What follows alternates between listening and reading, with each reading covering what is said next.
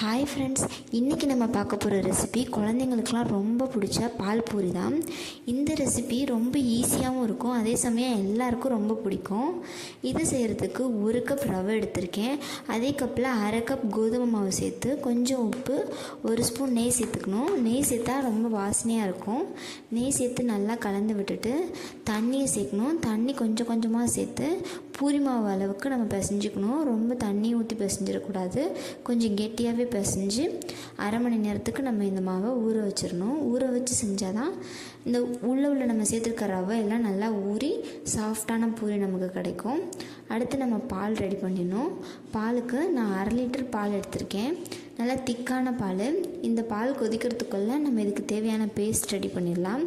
இந்த பேஸ்ட்டுக்கு கொஞ்சமாக தேங்காய், ஒரு 7-8 முந்திரி பருப்பு ஊற வச்சு சேர்த்துருக்கேன். அதோட 2 ஏலக்காய் சேர்த்து நல்லா நைஸாக அரைச்சிட்டு நம்ம கொதிச்சுட்டு இருக்க பால் கூட சேர்த்துடணும். பால் நல்லா கிண்டிகிட்டே இருக்கணும், அடி பிடிச்சிரும். அந்த டைமில் நம்ம ஒரு அரை கப் சுகர் சேர்த்து நல்லா கலந்து விட்டு பாலை நிறுத்திடலாம்.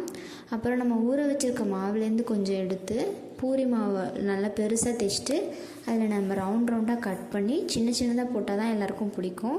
சின்னதாக போட்டு நல்லா பொரிஞ்சு வந்ததுமே நம்ம போடும்போது ஹை ஃப்ளேமில் இருந்து போட்டால் தான் நல்லா பூரி புஸ்ஸுன்னு வரும். அப்புறமா கொஞ்சம் அடுப்பை குறைச்சி லோவாக வச்சுட்டு எடுத்து பூரியை நம்ம சர்வ் பண்ணிடலாம். இந்த பூரியில் ஊற்றும் போது பால் கொஞ்சம் சூடாக இருக்கணும். அதனால் பால் ஆறிடுச்சுன்னா மறுபடியும் கொஞ்சம் சூடு பண்ணிவிட்டு நம்ம செஞ்சு வச்சுருக்க பூரி மேலே ஊற்றி ஒரு 15 நிமிஷம் ஊற வச்சா தான் இன்னும் நல்லா சாஃப்டாக இருக்கும். உடனே சாப்பிட்றத விட நம்ம 15 நிமிஷம் பால் அந்த பூரி மேலே ஊற்றி வச்சுட்டு அப்புறமா சர்வ் பண்ணால் ரொம்ப ஜூஸியான, அதே சமயம் கிறிஸ்பியும் இருக்கும், ஜூஸியும் இருக்கும். எல்லாருக்குமே ரொம்ப ரொம்ப பிடிக்கும். இந்த சிம்பிள் மெத்தடாக இருக்கும். நம்ம இதில் தேங்காய், முந்திரிலாம் சேர்த்துருக்கிறதுனால நல்லா ரிச்சான டேஸ்ட்டாகவே இருக்கும்.